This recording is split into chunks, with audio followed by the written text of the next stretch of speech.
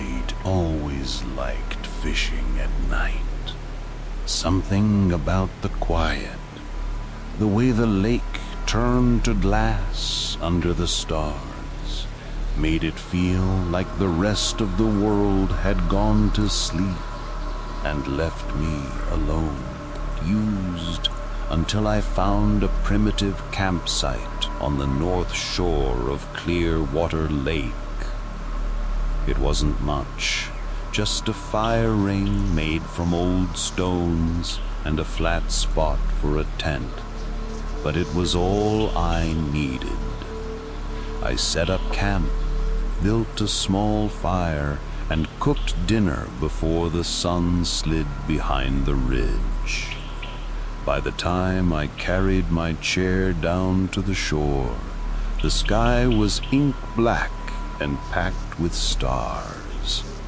The only sounds were the occasional pop of the fire behind me and the gentle lap of water at my boots. I rigged up my rod, baited a hook, and cast the line out, watching the ripples spread in perfect circles. For a while it was peaceful. I sipped from a flask, leaned back, and listened to the forest settle into its nighttime rhythm. Somewhere across the lake, a loon called, its voice carrying long and low. My pack sat beside me, half unzipped, knife, flashlight, a small pistol tucked in with the gear. Just the usual stuff. Out here, you carried what you needed and hoped you'd never actually need it. For the first hour, nothing bit. I didn't care. Being out there with the stars overhead and the water stretching wide and silent was enough. At least it was supposed to be. It started with the ripples. I'd been staring at the dark water so long that when the first set appeared, I thought it was just my eyes playing tricks. Perfect little rings spreading outward, breaking the glassy surface in the middle of the lake. No fish had broken the surface, no breeze stirred the water, just ripples as if something had risen up unseen and slipped back down without a sound. I leaned forward, squinting. The lake was still again, too still. Then I noticed the lights. At first, I thought they were stars reflected in the water, but they were too bright, too low. Small, pale glows like lanterns hovering above the surface across the lake. They weren't bobbing like flashlights on a boat either. They moved slow, steady, almost as if whoever held them was walking in a straight line. But there was no boat, no dock, just open water. I rubbed my eyes and looked again. The lights were still there, 3 of them now, lined up, faint figures silhouetted behind each one. The shapes didn't shift or sway. They stood too tall, too still, as though they were simply waiting. Must be campers, I muttered under my breath, though the word sounded hollow. Nobody else was supposed to be out here. I hadn't seen a single other car at the trailhead. Another ripple spread across the water, wider this time, reaching all the way to shore. I gripped the handle of my rod tighter, fighting the urge to reel in fast and leave it. The lights hadn't moved, but every nerve in my body told me I was being watched. And then, as suddenly as they'd appeared, they went out. The lake swallowed the lights like they'd never been there. 1 second, they glowed faint across the water. The next, it was nothing but black glass stretching into the night. I sat frozen, the rod limp in my hands. My ears strained against the silence until a new sound broke it. Splash. A sharp, deliberate plunge, like something heavy entering the lake. Then another, further off, then closer again. I reeled in fast, the line cutting through the water with a faint hiss. My pulse pounded so hard it drowned out everything else. By the time the hook broke the surface, the splashes had stopped. The lake was still again, eerily calm. That's when I heard the voices, low at first, muffled, carried on the air. Not close enough to make out words, but unmistakably human. They rose and fell in strange cadences, more like chanting than conversation. I twisted in my chair, scanning the tree line, the shoreline, anywhere. Nothing. The hair on the back of my neck prickled. Slowly I slid the rod down and reached for my pack. My hand brushed the cold steel tucked inside, and for a moment I felt a flicker of comfort. Just having it there was enough, though I didn't draw it. A new sound cut through the air, not from the lake this time, behind me. I whipped my flashlight from the pack and spun, thumb snapping the beam on. The light cut through trunks and dripping branches, illuminating nothing but empty forest. My fire had burned low, casting long, uneasy shadows. The steps had stopped the second I turned. I stood frozen, beam wavering, every muscle in my body locked tight. The woods around me held their breath, waiting. I didn't sleep. I didn't even try. As soon as I crawled into my tent, zipped it tight, and sat with the flashlight in one hand and the pistol in the other, I knew I wouldn't close my eyes. The voices never returned, but every gust of wind, every patter of rain on the fly felt like a footstep circling closer. Somewhere in the dead of night, I thought I heard the soft drag of something pulled across wet ground, but I forced myself not to look. If I looked, I wasn't sure I'd come back. When the first gray light crept through the nylon, I finally unzipped the flap. The forest looked ordinary again. Birds flitted through branches. The lake stretched calm and silver under the morning sky. But my fishing rod was gone. The line trailed from the bank into the water, stretched taut, as if something had taken it during the night. In the mud beside it, clear as day, were footprints, large, deep, leading straight into the lake and stopping at the water's edge. I'd been on plenty of solo hikes before, but this was the first time I'd given myself 3 full days out in the back country. Just me, my pack, and the trail winding through 50 miles of national forest. No cell service, no road noise. Exactly what I needed after weeks of staring at screens. The first morning was perfect. The trailhead was empty when I pulled in, and the weather was crisp, clear, with that faint pine sap sweetness hanging in the air.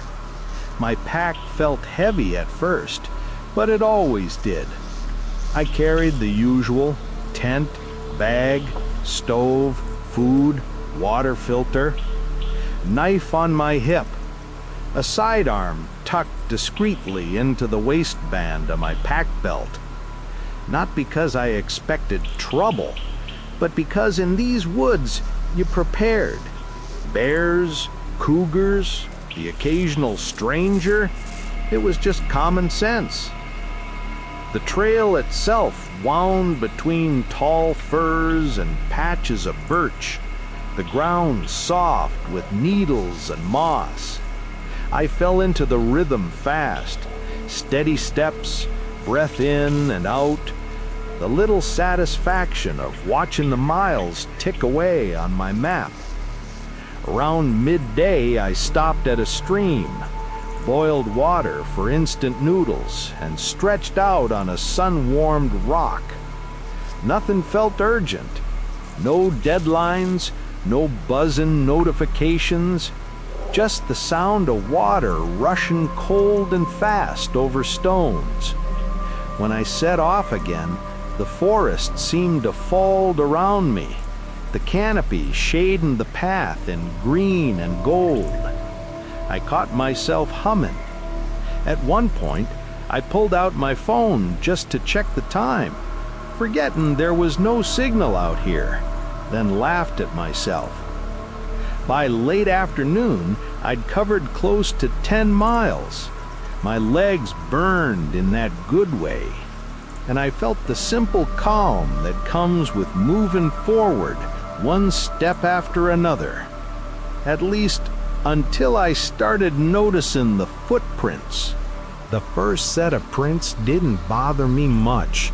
The soil on the trail was damp, soft enough to hold impressions, and I figured they were old, just some other hiker who'd come through earlier in the week. But the longer I walked, the more I noticed them. They weren't just on the trail, they were on mine, step for step, nearly the same stride. Whenever I stopped and glanced back, there they were, fresher than I wanted to admit, overlapping mine like someone had been pacing me. I told myself it was impossible. I hadn't seen anyone all day.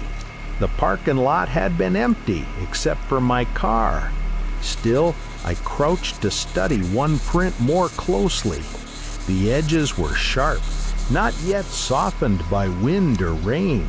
The tread was modern, like a pair of hiking boots, and big, bigger than mine. I stood quickly and adjusted my pack straps, suddenly aware of how alone I really was.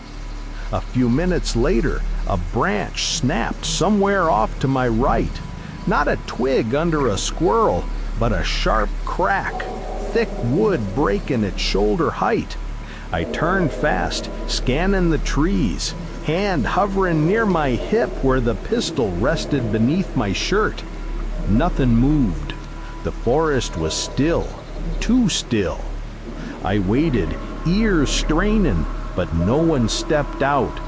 Eventually, I forced myself forward, telling myself it was wind, or maybe a deer pushing through brush. But every few hundred yards, I caught myself glancing back, half expecting to see someone stepping into the trail behind me.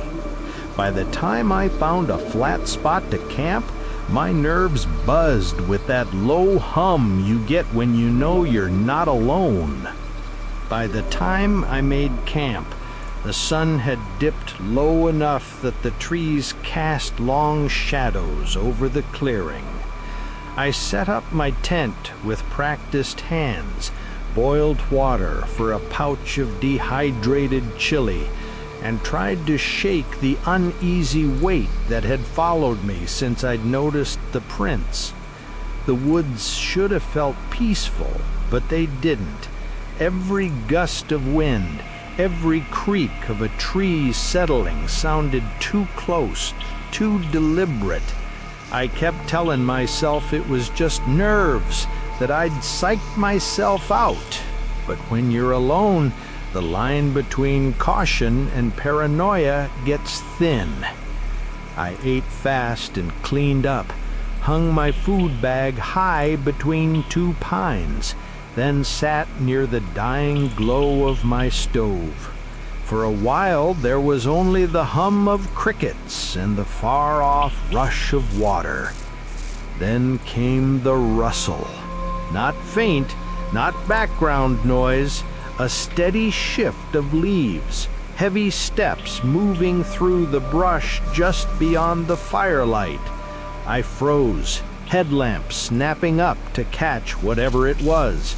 The beam cut through trunks and undergrowth, but nothing moved. "Hello?" My voice sounded too loud in the stillness. "Someone out there?" No answer. I waited, scanning, my heart thumping so hard it felt like a second pulse in my ears. Eventually the sound faded. The woods swallowed it whole, as if it had never been there. I crawled into my tent, pistol laid beside me, flashlight within reach. Sleep wasn't an option. I lay on my back, ears straining, every nerve pulled taut. That's when I heard it again. Footsteps, slow, deliberate, circling, not running, not stumbling, but pacing. Crunch of pine needles, pause, crunch again. They made a wide loop around the tent. Once, twice, then silence. I lay stiff as stone, gripping the pistol, finger resting just outside the trigger guard. My mouth was dry, breath shallow, every instinct telling me that if I unzipped the tent, something would be waiting. But I never saw it. Not that night. When the first pale light seeped through the nylon, I finally dared to move. My body felt brittle from lying so rigid all night. I unzipped the tent slowly, pistol in one hand, and scanned the clearing. It looked ordinary. Birds darted through the branches, the air smelled damp and fresh, and the trees glowed gold in the rising sun. For a moment, I almost believed I had imagined it all. Then I saw the footprints. They circled the tent in a perfect, uneven ring, some close enough I could have reached out and touched them from inside, others looping farther back. Large boot prints, bigger than mine, pressed deep into the soft earth. I followed them with my eyes and froze. At the tree line, a figure stood between two firs, tall, still, watching. I raised my flashlight with a shaken hand and flicked it on, but in the second it took the beam to reach the trees, the figure was gone. No sound of retreat, no crashing branches, just vanished into the forest like it had never been there. I packed, in silence, every sense wired tight, and I hiked out faster than I've ever moved with a loaded pack. But the whole way back, I couldn't shake the feeling that my own footsteps weren't the only ones on the trail. It felt good to finally get everyone together again. 4 of us crammed into 2 cars with way too much gear, heading for a quiet lake we'd found on a map weeks earlier. No cell service, no reservations, just a trailhead and a few miles of dirt road leading to the water. The group was the usual mix: Tyler, loud and restless, cracking jokes before we'd even left the parking lot. Jess, the planner, making sure we didn't forget the fuel canisters or the water filter. Nate, quieter, always the one snapping photos, pointing out plants like he'd swallowed a field guide. And me, content to just follow along, happy to trade fluorescent office lights for the deep green of pine and cedar. By the time we reached the lake, the sun was dipping behind the ridge, painting the water in orange and gold. We found a flat spot by the shore and started unloading. Tents went up fast, and soon there was a small fire crackling, sending sparks up into the twilight. Dinner was a messy mix of hot dogs, marshmallows, and whatever snacks Jess had packed. Tyler told a story about some horror movie he'd half remembered, adding details until we were all laughing. Nate sat back with his camera, trying to catch the firelight against the lake. It was one of those nights where the air felt still, the lake calm as glass, and for a while it seemed like nothing bad could touch us. Just four friends tucked into the woods, trading stories and watching the stars bloom above the tree line. It wasn't until later that we realized we weren't alone. The first sign was the footprints. Jess noticed them while rinsing a pan at the lake's edge. "Hey, did one of you walk down here already?" she asked, pointing at the wet soil. We crowded around. The prints weren't ours. Too big, too wide in the stride. They led from the tree line down to the water, then stopped, like whoever made them had stepped straight into the lake. Tyler whistled low. Some fishermen, maybe? Could have been earlier today. But the edges were sharp, not softened by time or rain. Fresh. We brushed it off, though the laughter that followed felt a little forced. Later, while we sat by the fire, Nate pointed across the lake. "Look!" At first I thought it was a star reflected, but the glow was too low, moving between the trees on the far shore. A pale light, like a lantern swaying, sometimes vanishing behind trunks, then reappearing. "Another group?" Jess offered, though her voice wasn't steady. "No trail over there, not that I saw," Nate said quietly. We watched until the glow flickered once, then went out, leaving only darkness and the ripple of water. Nobody said much after that. Tyler made a weak joke about forest ghosts with lanterns, but nobody laughed. Eventually, we put out the fire, crawled into our tents, and zipped ourselves inside. The night pressed heavy, the lake lapping against the shore, the woods beyond silent in a way that made me listen harder. I told myself the prince had an explanation, that the light had been a reflection or someone else camping out there. But lying in my tent, I couldn't shake the feeling that the forest was watching us back. Somewhere in the night, I woke to the sound of movement. A zipper rasped, fabric shifting.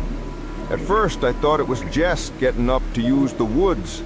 I rolled over, listened for footsteps, then drifted back toward sleep. Morning came with pale light and a damp chill. I crawled out, stretching sore shoulders, expecting to see everyone stirring. Tyler was already poking at the fire pit, trying to coax smoke into flame. Jess emerged a few minutes later, bleary-eyed, but Nate's tent was still zipped. "Still out?" Jess asked, rubbing her arms.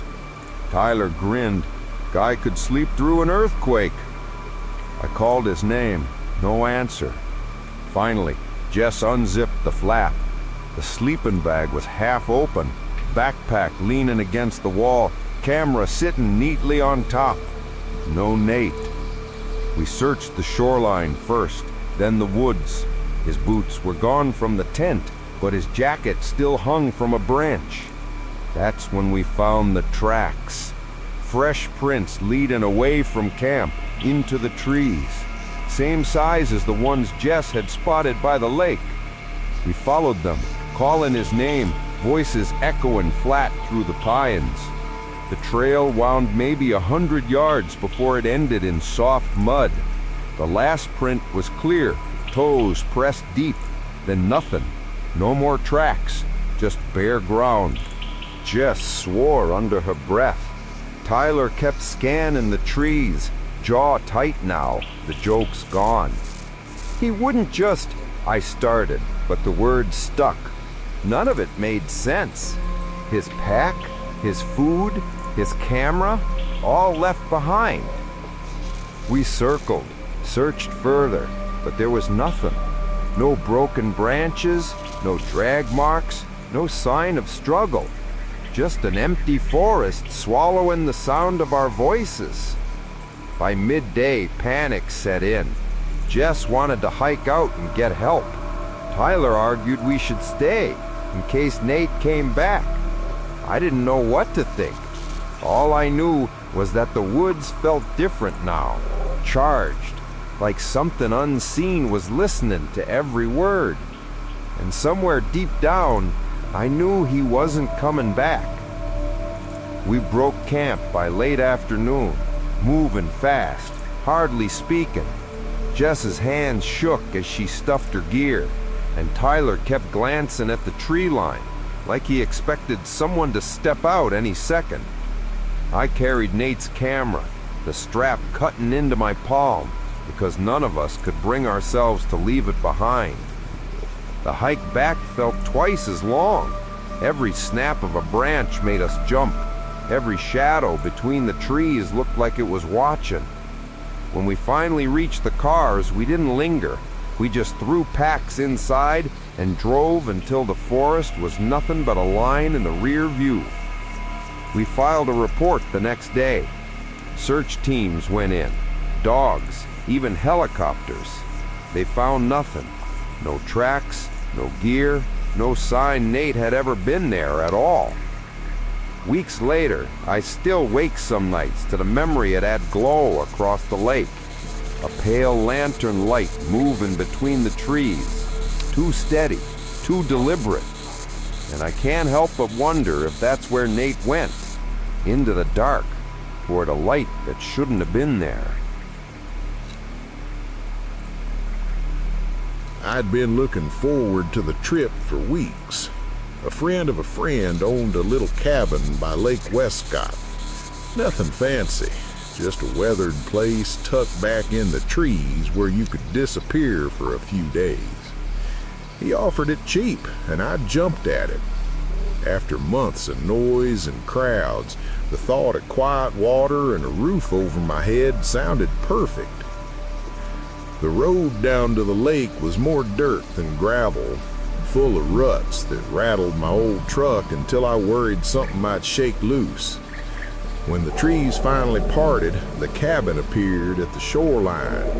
It leaned slightly, like it had been shrugging under the weight of storms for decades. The paint had long since peeled to gray wood, and the porch sagged toward the water. Still it stood, and the lake stretched out beyond it, calm and silver in the late afternoon light. Inside, it smelled of damp wood and old smoke. A stone fireplace dominated one wall, a rickety table the other. The windows were streaked but intact, and the floorboards creaked under my boots with each step. I dropped my pack near the bed, unpacked a few essentials, and set a small lantern on the table. Dinner was canned soup warmed over the fire, eaten with stale bread I'd picked up on the way. Simple, but it filled me. Afterward, I carried a chair out to the porch and watched the last light fade over the lake. The water reflected the sky in shifting colors, and a loon called somewhere far off, its cry echoing across the still surface. When the darkness settled in, I checked the locks on the doors and windows, old habit. My shotgun rested in the corner by the door, the same way it did at home. Out here, it was just another part of being prepared. The air grew cool, crickets rising in chorus, and I thought maybe I'd finally found the peace I'd been looking for. The first night passed quietly enough, though the cabin's groans and sighs took some getting used to. Every time the wind pressed against the walls, the old timbers creaked like footsteps shifting across the floor. I told myself it was nothing, just age and weather. I was half asleep when the sound of water pulled me upright. Heavy splashes out on the lake, not the quick slap of fish breaking the surface, but something waiting. I padded to the porch and pulled the door open, cool air rushing in. The moon was bright enough to silver the water. I stood there, staring across the lake. The surface was calm again, undisturbed, but I knew what I'd heard. Later, just as I was drifting off again, the porch boards groaned. Clear, slow footsteps, weight pressing wood. I froze in bed, staring at the ceiling, every nerve alert. Whoever it was moved to the far side, then stopped. I grabbed the shotgun and crept to the door, eased it open, and shone my lantern across the porch. Empty, just damp boards and the forest pressing in beyond. I circled the cabin, light sweeping. Nothing. No footprints in the dirt, no broken branches at the tree line. The silence felt heavier than before, pressing into my ears until I could hear only my own breath. A storm rolled in toward midnight, wind whipping through the trees, lightning splintering across the lake. Each flash illuminated the shoreline for an instant, and in one of those bursts, I swore I saw something at the tree line. A figure, tall, unmoving, gone the moment the light faded. I stood rooted, the shotgun cold in my hands, waiting for the next flash to prove me wrong. But when it came, the shoreline was empty again. I went back inside, locked the door, and sat at the table until the fire burned low, listening to the storm claw at the cabin walls. I told myself it was just the weather, just my imagination, but the unease had sunk its teeth in, and it wasn't letting go. The second night was worse. The storm had blown through by afternoon, leaving the forest dripping and eerily quiet. I spent the day trying to distract myself, fishing off the old dock, reading on the porch, but I couldn't shake the sense that the tree line held more than shadows. Every so often I'd glance up, half expecting to see someone standing there, watching. By dark, the cabin felt smaller, the walls thinner. I lit the lanterns, checked the locks again, and told myself I was being paranoid. But when the first knock came, a faint tap against the back wall, I nearly dropped the spoon in my hand. I set the bowl down and waited. Another tap-tap, slower this time. I grabbed the shotgun and moved room to room, lantern beam cutting across peeling wallpaper and warped wood. Nothing. The sound stopped the moment I looked, but it didn't stay gone. Within an hour, scratching started at the side window, high-pitched and drawn out like nails dragging across glass. I aimed the light, heart pounding. The pane was streaked with rainwater, fogging under the heat of the lantern. Nothing outside but darkness. Still, the sound continued, scraping until I thought it might split my skull. Then silence again. I sat by the fire with the shotgun across my knees, fighting the urge to bolt out the door and make a run for the truck. But the idea of stepping into that black forest was worse. Around midnight, the floorboards creaked in the far room. Slow, measured steps. I froze, every muscle locking tight, listening as the sound moved closer, across the room, then toward the door that led into the kitchen where I sat. The knob rattled, not violently, just a slow, deliberate jiggle. I raised the shotgun, voice cracking as I shouted, "I'm armed!" The handle stilled. The silence that followed pressed so heavy it felt like a weight on my chest. Minutes dragged, my breath shallow, finger hovering near the trigger. Finally, the sound faded. The boards eased, the scratching stopped, the cabin settling again into its old, weary creaks.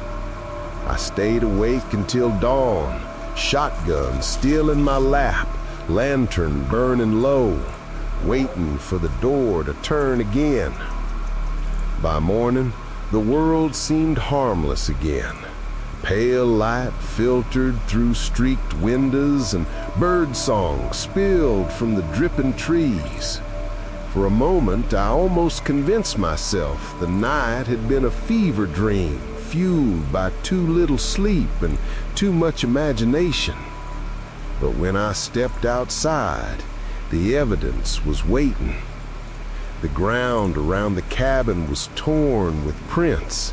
Not boots, not shoes, bare feet. Dozens of them circling the porch and trailing along the walls. Some small, some wide, all pressed deep into the wet soil. They looped in irregular paths, overlapping again and again, as if whoever or whatever had spent the night pacing the cabin endlessly. I followed them around the back, heart climbing higher into my throat with each step. They led down toward the lake, pressed clearly into the mud. At the water's edge, they stopped, not turned back, not scattered, just ended as though the figures had stepped straight into the lake and vanished beneath the surface. The cabin loomed behind me, its sagging roof and gray walls now more grave than shelter. I packed quickly, tossed my gear into the truck, and didn't look back until the road swallowed the view. I never asked about the cabin again, and I'll never go back to that lake.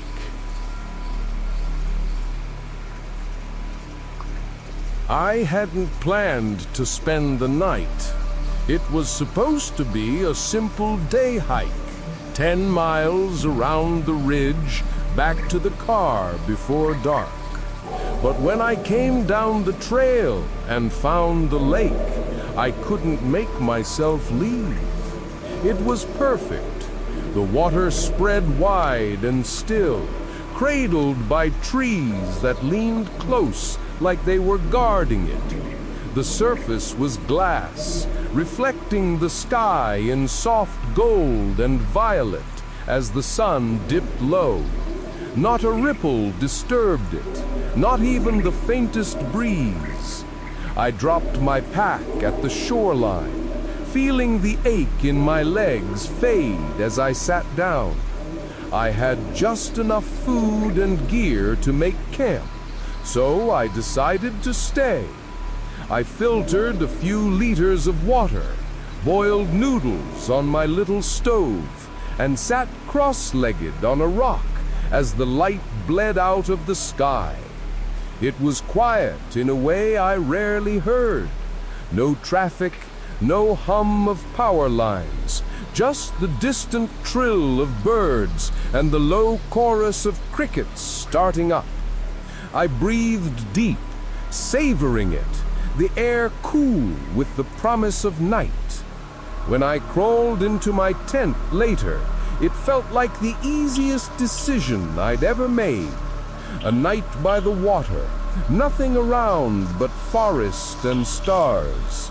I didn't know then how quickly that glassy surface would stop feeling like peace and start feeling like something watching me back. I wandered back to the lake after dinner, pot and spoon in hand, planning to rinse them out before bed.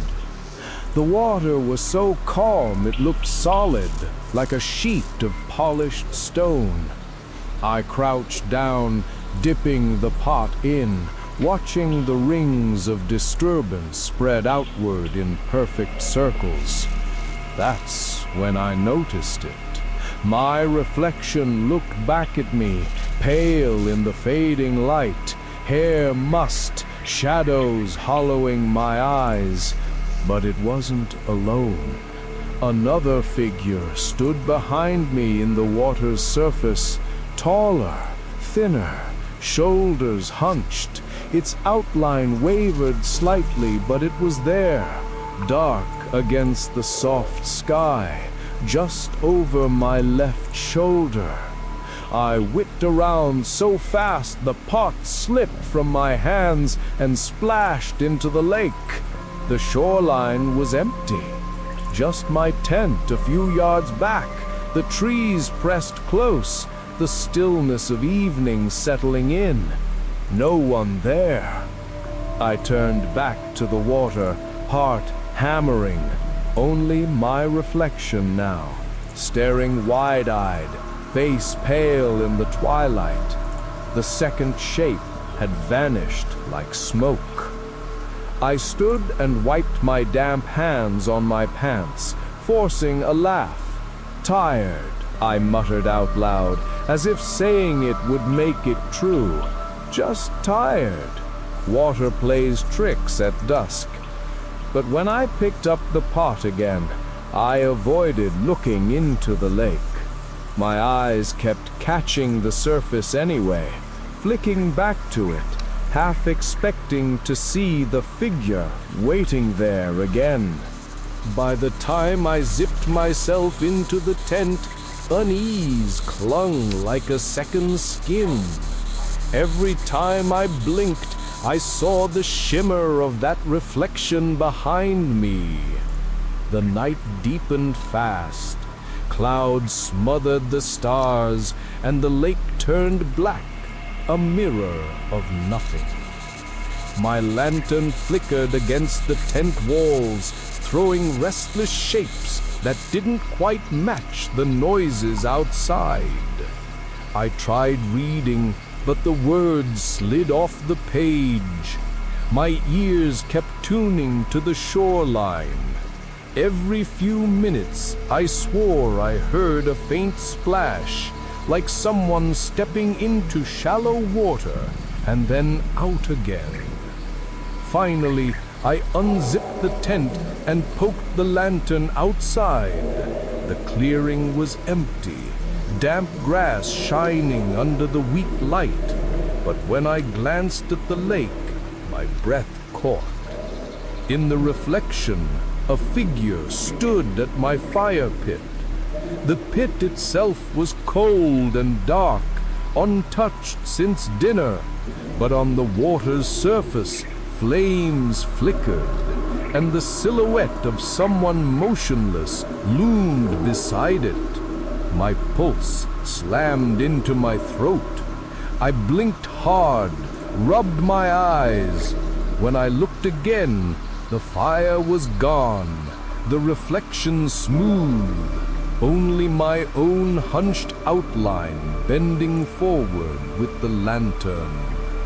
I backed into the tent, zipped it fast, and killed the light. Darkness pressed close, but I couldn't bring myself to risk another glance. Hours crawled. Rain pattered once, then stopped. Thunder rolled faintly, distant. Each time lightning lit the sky, I saw the gleam of the lake through the mesh window, and each time the reflection was wrong. Once a tall shape stood over my tent in the water's mirror. Another flash, and it was crouched at the shore, arms dangling long and limp. But outside, the clearing was empty. I lay stiff as stone, refusing to look again, heart pounding so loud it masked the silence of the forest. When dawn finally came, I felt wrung out, hollow. My eyes burned from staying open all night, but I didn't dare close them. The first light crept through the tent, soft and gray, and with it came a fragile relief. I stepped out slowly, boots sinking into damp soil. The lake was calm again, smooth as glass. My reflection looked back at me, ordinary, tired, exactly as it should. But the ground told another story. In the mud along the shoreline were footprints, bare, wide, pressed deep as though someone had stood there for hours. They weren't mine. I'd worn boots the whole time. The prints circled near where I'd crouched to wash my pot, then led down to the water's edge and stopped. No return trail, just a line of impressions vanishing straight into the lake, swallowed by the surface. I packed in a blur, hands clumsy, throwing gear into my bag without order. By the time the sun rose over the ridge, I was already on the trail out, refusing to look back at the water. I haven't camped by a lake since. The lake trail was supposed to be easy. 4 miles circling the shoreline, flat and wide enough to follow even in fading light. I told myself I'd walk it once before dark, stretch my legs, then settle back at camp for the night. The evening was perfect for it. The air had cooled after the long day, carrying the smell of wet pine and the faint mineral tang of the water. A loon called across the lake, its voice slow and haunting, echoing from shore to shore. The surface itself was smooth as glass, stained orange and violet from the setting sun. I walked with a steady rhythm, boots crunching gravel, flashlight hanging loosely in one hand, though I didn't need it yet. My pack was light, just water, a snack, and the little pistol I always carried when I hiked alone. Not because I expected trouble, it was just habit, the same way some people carried a pocket knife or pepper spray. For the first mile, it felt almost idyllic. The trail dipped and rose gently, weaving between clusters of firs before opening again onto stretches where I could see the lake in full. My own campfire glowed faintly across the water, a small orange speck against the darkening trees. It comforted me, a marker of home base waiting on the fireside. I told myself I'd be back there in less than 2 hours, a quick loop, nothing more. But as the sun slid lower and the forest shadows grew longer, I couldn't shake the thought that the trail felt emptier than it should. Not peaceful, empty, like something was holding its breath, waiting. It started with the footsteps. At first, I thought it was just my own echo, boots crunching gravel, sound bouncing off the water and coming back a half beat later. But the longer I listened, the less it felt like an echo. The rhythm was off. A second set of steps, lighter than mine, trailing close behind. I stopped. The forest stopped with me. The only sounds were the distant lapping of water and a breeze shifting high in the canopy. I held still, straining to hear, heart thudding harder than it should have.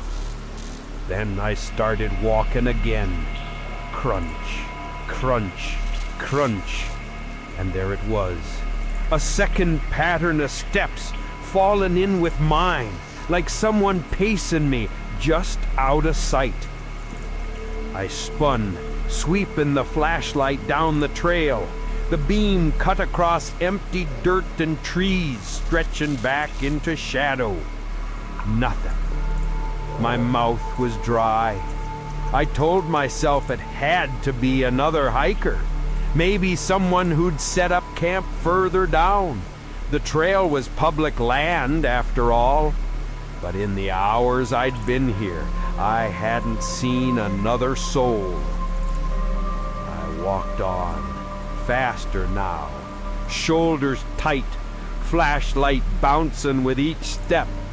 The second set of footsteps kept perfect time. When I slowed, they slowed. When I stopped dead, they stopped too. No rustle of leaves, no fading into distance. It was like whoever it was wanted me to know they were there. I called out once, forcing my voice louder than I felt. Hello! The woods swallowed it whole. No answer, no movement, just silence thick enough to press against my ears. I tightened my grip on the flashlight, feeling the weight of the pistol at my side, and told myself to keep walking. The trail curved ahead, hugging the lake on one side, climbing into dense trees on the other. And with every step, the feeling grew stronger. I wasn't alone. Someone was keeping pace, step for step, breath for breath. The trail narrowed as it curved closer to the water. On my left, the lake stretched wide and black, reflecting the first faint glimmers of stars. On my right, the forest pressed tight, a wall of trunks and undergrowth, where the light from my flashlight died almost instantly. The footsteps never left. Sometimes they sounded just a few paces back, quick and deliberate. Other times they shifted, echoing from the tree line, as if whoever followed me had slipped off the trail to move parallel through the woods. I tried not to look too often, but every time I flicked the beam sideways, I swore I caught a flicker of movement. Something tall, stepping back just beyond reach. I walked faster. My campfire was still visible across the lake, a distant orange glow. It should have been comforting, but it only reminded me how far I still had to go. A low growl of thunder rolled over the hills. Lightning cracked faintly a moment later, flashing the trail white for a heartbeat. And in that burst, I saw them. A figure farther up the path, standing perfectly still. By the time the light faded, the trail was empty again. My chest tightened. I told myself it was just a tree, a trick of the flash. But my gut knew better. The footsteps grew bolder after that. No longer matched to mine, they circled. Sometimes behind me, sometimes ahead, sometimes off to the side, pacing in the brush. Always close, never visible.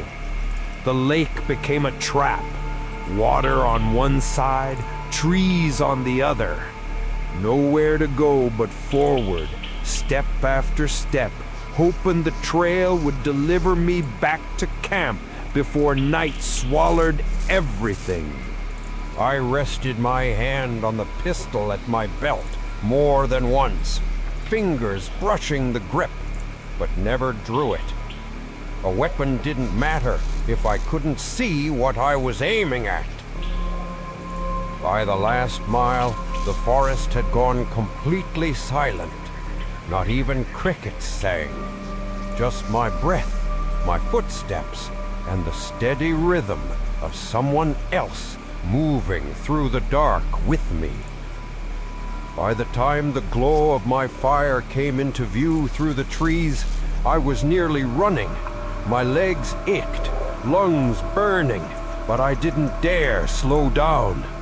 The footsteps followed all the way, sometimes close, sometimes distant, but never gone. When I burst into camp, the silence hit harder than any noise. My tent sagged quietly in the lantern's faint glow, gear exactly as I'd left it. Nothing stirred in the clearing. Still, I spun in circles with my flashlight, heart hammering, waiting to catch something slipping between the trees. There was nothing. I stayed awake all night in the tent, flashlight clutched tight, pistol resting across my lap. Every so often, I thought I heard soft crunches of leaves just beyond the nylon, but when I held my breath to listen, they stopped. At dawn, I packed fast, desperate for daylight. When I stepped back onto the trail, I froze. My footprints circled the entire loop of the lake, clear and sharp in the damp dirt. But they weren't alone. A second set paced mine perfectly. Same stride, same spacing, all the way around, side by side. And when I followed them a few steps toward the water's edge, they ended abruptly. Like whoever had walked with me all night had stepped straight into the lake and disappeared.